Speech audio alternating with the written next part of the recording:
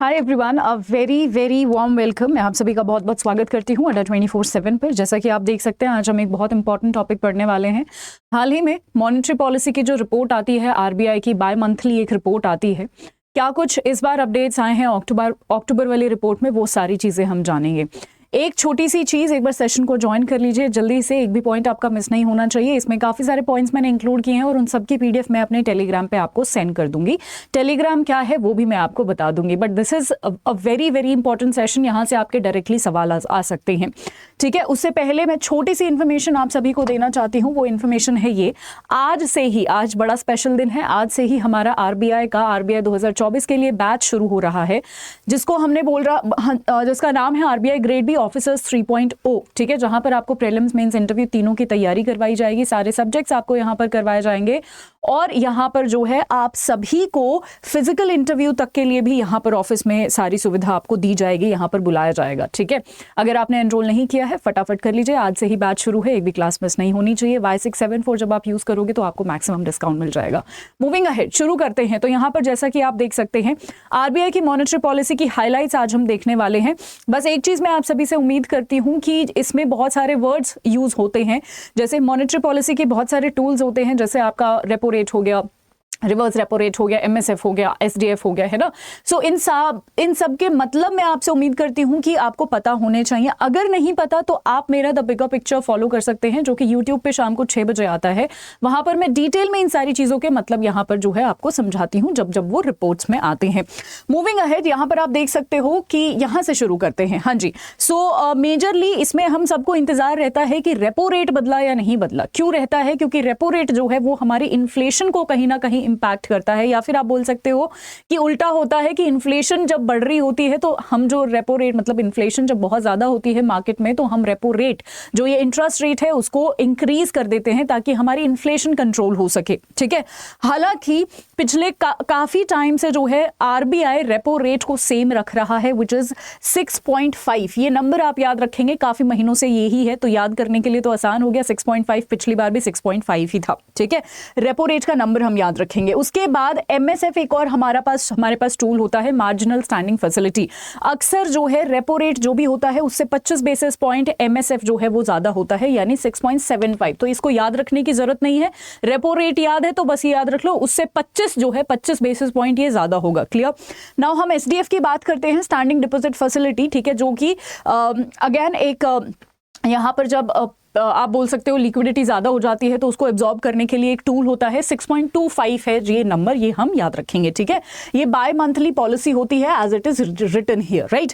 आप सभी से एक सवाल है, मुझे कमेंट सेक्शन में भी आप बता सकते हैं, ऑफलाइन में भी मुझे बता सकते हैं कि जब मैं मॉनेटरी पॉलिसी कमिटी की बात करती हूं तो उसमें कितने मेंबर्स हैं और कहां से वो मेंबर्स है। क्या सारे मेंबर्स आरबीआई के ही हैं या फिर सरकार के भी कुछ मेंबर्स हैं? तो टोटल कितने मेंबर्स हैं और कौन उसको हेड करता है एमपीसी कमिटी को, मॉनेटरी पॉलिसी कमिटी को, ठीक है। ये आप सभी को मुझे बताना है। आगे बढ़ते हैं, मैं आपको पॉइंट्स में भी आपके लिए सारी चीजें लेकर आई हूं ताकि याद रखने में आसानी हो जाए, है ना। पैराग्राफ से पढ़ना थोड़ा मुश्किल हो जाता है, पॉइंट से पढ़ना इजी होता है। सो इंटरेस्ट रेट आप यहां पर देख सकते हैं, रेपो रेट हमने देख लिया, रेपो रेट इज अनचेंज, ठीक है। काफी टाइम से, इनफैक्ट 3-4 बार से जो है रेपो रेट हमारा 6.5 ही चल रहा है। अगेन बीच में ये भी हुआ था कि इन्फ्लेशन आप सभी को पता है बढ़ रही है, ठीक है, स्पेशली फूड इन्फ्लेशन हमारा बढ़ रहा है। तो आरबीआई के लिए बहुत सारे इकोनॉमिस्ट ये बोल रहे थे कि आरबीआई के लिए बहुत चैलेंजिंग होने वाला है, रेपो रेट को आप नहीं बढ़ा रहे हो, इंटरेस्ट रेट को आप वही रख रहे हो, फिर आप इन्फ्लेशन कैसे कंट्रोल करोगे, ठीक है। इन्फ्लेशन के बारे में भी इसमें कुछ आंकड़े दिए हुए हैं, उसकी भी हम बात करेंगे।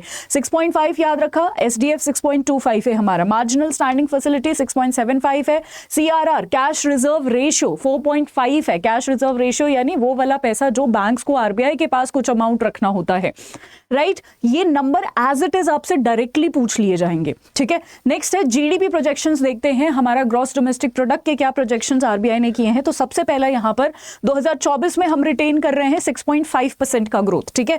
उसके बाद 2024 क्वार्टर 2 की अगर मैं बात करूं तो 6.5, अगेन क्वार्टर 3 की बात करूं तो 6, और उसके बाद 4 की बात करूं तो 5.7। तो कहीं ना कहीं आप देख सकते हो तो थोड़ा सा हम जो है डिक्रीज होते जा रहे हैं।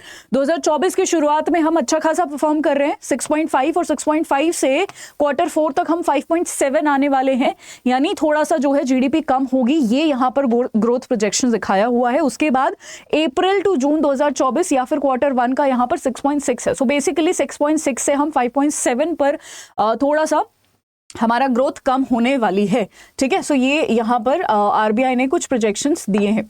नेक्स्ट हम बात कर लेते हैं इन्फ्लेशन। अगेन इन्फ्लेशन एक बहुत इंपॉर्टेंट कंपोनेंट है। इनफैक्ट इन्फ्लेशन को ही कंट्रोल रखने के लिए बहुत सारे रेट्स जो हैं वो डिसाइड किए जाते हैं। तो आरबीआई ने सबसे पहले, यहाँ पर मैं सीपीआई की बात कर रही हूँ, मैं रिटेल इन्फ्लेशन की बात कर रही हूँ, कंज्यूमर प्राइस इंडेक्स की बात कर रही हूँ। 2024 के लिए जो है ओवरऑल 5.4 जो है वो हम आरबीआई ने जो है बताया है। आप सभी को पता है कि ये जो है इन्फ्लेशन हमारा अक्सर टारगेट होता है कि 2 से 6 के ब्रैकेट में हमें रखना है, 2% से 6%। इस बार बोला है कि जी 4% के आसपास हमें जो है वो रखनी है इन्फ्लेशन हमारी, यानी इससे ना कम होनी चाहिए क्योंकि स्लो डाउन आ जाएगा, इससे ना ज्यादा हमारी इन्फ्लेशन होनी चाहिए वरना बहुत ज्यादा महंगाई बढ़ जाएगी, हमारी करेंसी की वैल्यू जो है वो गिर जाएगी, ठीक है। चलो, सीपीआई इन्फ्लेशन फोरकास्ट 2024 का जो है यहाँ पर 6.4 वो रेज कर दिया गया है टू 6.4 फ्रॉम 6.2, यानी अगेन हमें जो महंगाई है अगले साल भी बढ़ते हुई यहाँ पर दिखाई दे रही है। As you can see RBI कहता है कि जी 6% से नहीं बढ़नी चाहिए, हमें तो यहाँ पर 6.4 दिख रही है, विच इज डेफिनेटली, मतलब ये जो 6 पहुंच जाता है ना, यही अपने आप में ज्यादा है, और अगर 6 क्रॉस कर गया तो डेफिनेटली ज्यादा है। तो महंगाई 2024 में आपको Q2 में बढ़ती हुई दिखाई दे सकती है। Q3 की अगर मैं बात करूं तो यहां पर उसको कट डाउन किया गया है 5.6, ठीक है। सो उसके बाद Q4 5.2, ये ठीक ठाक रहेगी। सो बेसिकली यहां पर ये आपको क्वार्टर वाइज नंबर भी याद रखने हैं, आपसे कुछ भी जो है डेटा पूछा जा सकता है। नेक्स्ट एक जो और मेजर हाईलाइट आई थी वो आई थी पीएम विश्वकर्मा स्कीम के बारे में और पीआईडीएफ के बारे में। आप सभी ने पेमेंट इंफ्रास्ट्रक्चर डेवलपमेंट फंड के बारे में सुना होगा, जहां पर सरकार ये चाहती है कि जी हम डिजिटल पेमेंट्स जो होती हैं हमारी, उसका जो नंबर है उसको इंक्रीज करें। सो उसको इंक्रीज करने के लिए हमें इंफ्रास्ट्रक्चर को इंक्रीज करना पड़ेगा। इंफ्रास्ट्रक्चर का मतलब ये है कि जैसे फॉर एग्जाम्पल आप किसी ग्रोसरी शॉप पे जाते हो, है ना, वहां पर आपको कार्ड स्वाइप करना है या फिर स्कैन करना है, तो उस दुकान वाले के पास भी तो पूरा इंफ्रास्ट्रक्चर होना चाहिए। पीओएस सेल वो मशीन होनी चाहिए, पॉइंट ऑफ सेल मशीन जिसको हम बोलते हैं, ये वाली जिससे आप कार्ड स्वाइप करते हो या स्कैन करते हो, ये सारी चीजें इंफ्रास्ट्रक्चर में आती है, ये सारी चीजें पेमेंट इंफ्रास्ट्रक्चर में आती हैं, ठीक है। तो उस दुकान वाले के पास ये सारी चीजें होनी चाहिए ना, तभी तो आप उसको यूज कर सकते हो। सो बेसिकली इंफ्रास्ट्रक्चर में जितनी भी चीजें आती हैं और पेमेंट्स को, डिजिटल पेमेंट्स को स्पेशली बढ़ावा देने के लिए हमने एक फंड बनाया था, आरबीआई ने एक फंड बनाया था जिसका नाम था पेमेंट इंफ्रास्ट्रक्चर डेवलपमेंट फंड। हाल ही में इस मॉनेटरी पॉलिसी में क्या अपडेट आई है कि पीएम विश्वकर्मा को जो है पीआईडीएफ में इंक्लूड कर दिया जाएगा and the tenure of the scheme उसको भी एक्सटेंड करा जाएगा bye 2 years up to 31 December 2025।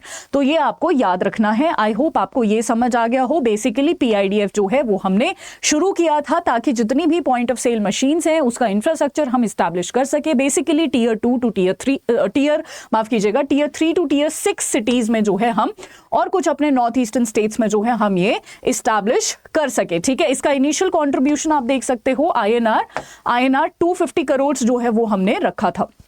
Next हम बात करते हैं framework for recognition of SRO for regulated entities. Very very important. अगर आपको एसआरओ नहीं पता तो मैं बता देती हूँ, self regulatory organisation. So basically क्या होता है कि जितनी भी हमारी बहुत सारी फिनटेक कंपनीज हैं, बीच में ऐसा होने लगा था कि जितनी जैसे फिनटेक कंपनीज हैं, आप सभी को पता है आजकल बहुत सारी छोटी छोटी ऐसी फिनटेक कंपनीज आ गई हैं जो लोन देना शुरू कर दिया है उन्होंने, है ना, और बहुत सारे ऐसे नए प्लेयर्स आ गए हैं, राइट। और ऐसा भी हो सकता है बहुत सारे फ्रॉड के केसेस भी सामने आए हैं, ठीक है। सो आरबीआई ने सोचा कि ये छोटे छोटे जो प्लेयर्स हैं जो लोन दे रहे हैं, हो सकता है बहुत ज्यादा इंटरेस्ट रेट पे लोन दे रहे हो या फिर हो सकता है कस्टमर्स को किसी ना किसी तरह लूट रहे हो, ठीक है, तो इन पे कुछ तो रेगुलेशन करना पड़ेगा। तो आरबीआई ने सोचा कि चलो एक चीज बनाते हैं which is called self regulatory organisation, कि जी आप जो भी कंपनी हो, ठीक है, जैसे मान लो फॉर एग्जांपल एक्स कंपनी है, तो एक्स कंपनी को अपने ही अंदर एक टीम बनानी पड़ेगी कुछ लोगों की जो सेल्फ रेगुलेटरी ऑर्गेनाइजेशन की तरह काम करेगा। यानी जो भी आपके इंटरेस्ट रेट होंगे, जो भी आपका जिन भी कस्टमर को आप पैसा देते हो, कैसे उनसे पैसे वापस लेने हैं, क्या मतलब नॉर्मल इंटरेस्ट रेट रखना है, एथिकल चीजें होनी चाहिए, अनएथिकल आप कुछ भी नहीं करोगे। तो ये सारी चीजें जो है एसआरओ जो है यहाँ पर डिसाइड करने वाला है। अब आप ये सोचोगे कि मैम अगर यही कंपनी है और यही अपना ग्रुप बना रही है तो इसमें तो इन्हीं की चलेगी, है ना, फिर ये कैसे एथिकल हो सकते हैं। डेफिनेटली यहाँ पर आरबीआई का भी रोल आने वाला है, ठीक है। ऐसा नहीं है कि सिर्फ ये कंपनी अपने आप ही एक अपना ग्रुप बना लेगी, तो डेफिनेटली हम एथिकल नहीं वो ज्यादा हो सकते। आरबीआई जो है इन सारी चीजों को जो है यहाँ पर अप्रूव करने वाला है, right. So framework for recognition of SRO for regulated entities आप यहाँ पर भी देख सकते हैं, आरबीआई ने इशू किया है omnibus framework for recognition of SRO, ठीक है। यानी आरबीआई रिकॉग्नाइज करने वाला है कि जी आप एसआरओ बन सकते हैं या नहीं बन सकते हैं, राइट। और तभी जाके और पूरी एसआरओ पर जो है आरबीआई निगरानी रखेगा कि जो भी आप रूल फ्रेम कर रहे हो, जो भी बना रहे हो, वो एथिकल है या नहीं, कस्टमर्स को फायदा हो रहा है या नहीं, या कस्टमर्स को आप किसी भी तरीके से लूट वगैरह तो नहीं रहे हो, ठीक है। तो ये सारी चीजें होने वाली हैं, तो उसी के लिए जो है यहाँ पर जो भी एलिजिबिलिटी क्राइटेरिया जो भी होगा, ठीक है, गवर्नेंस स्टैंडर्ड क्या होगा आपके एसआरओ का वगैरह वगैरह, ये सारी चीजें जो है आरबीआई आपका डिसाइड करने वाला है, राइट। चलिए, सो ये था आपका एक छोटा सा मॉनेटरी पॉलिसी का ओवरव्यू। इंपॉर्टेंट है, बहुत इंपॉर्टेंट है, डायरेक्ट क्वेश्चंस डेफिनेटली आने बनते हैं। अब ये मेरा टेलीग्राम है जहां पर आपको ये पीडीएफ मिलेगी और ये सारा डेटा मिल जाएगा, पिंकी करंट अफेयर्स अड्डा 24/7, इसको ज्वाइन कर लीजिए। आपको अगर मेरे बिगर पिक्चर प्लस के बारे में नहीं पता तो ये मेरा 1 साल का करंट अफेयर का कोर्स है, जहां पर 2023 के अगस्त से लेकर जुलाई 2024 तक के आपको करंट अफेयर्स मिलेंगे। अगर आप बीच में कोई भी एग्जाम टारगेट कर रहे हैं, this is the perfect solution, जहां पर आपके प्रीलिम्स, मेंस, इंटरव्यू तीनों के करंट अफेयर्स विद पीडीएफ, सारी चीजें आपको अलोंग विद आरबीआई सर्कुलर्स, 1 साल का static GA, government schemes, webinar, special webinars, ताकि आपको इंटरव्यू के लिए तैयार करवा सकूं। 6 अक्टूबर से ऑलरेडी बैच शुरू हो चुका है, आज उसकी डेडिकेटेड क्लास शुरू है, यानी 9 अक्टूबर को। तो इसमें भी आप ज्वाइन करने के लिए you have to use the same code Y674, जब आप यूज करोगे ये स्पेशल डिस्काउंट आपको दे देगा। उसके अलावा मैंने आरबीआई ग्रेड बी का आपको पता ही दिया है, आज से हमारा बैच शुरू है, तो जल्दी से उसमें एनरोल कर लीजिए। और this is the right time actually, है ना। वो जो बच्चे होते हैं जो नोटिफिकेशन के आने के बाद एनरोल करते हैं, उनका सिलेक्शन बहुत कम चांसेस होते हैं, उनका सिलेक्शन होता है, ठीक है। यही जो 8, 9, 10 महीने पहले जो हम तैयारी शुरू करते हैं ना, this is the perfect time to start for RBI grade B, ठीक है। अभी ये वो वाला एग्जाम नहीं है जिसको 2-3 महीनों में हम क्रैक कर सकते हैं, इसमें लगेगा अब 1 साल, ठीक है। So thank you so much. अगर सेशन अच्छा लगा हो तो मुझे कमेंट सेक्शन में जरूर बताइएगा। एक क्वेश्चन भी पूछा है, उसका जवाब भी दीजिएगा। Thank you so much everyone, take care, bye bye.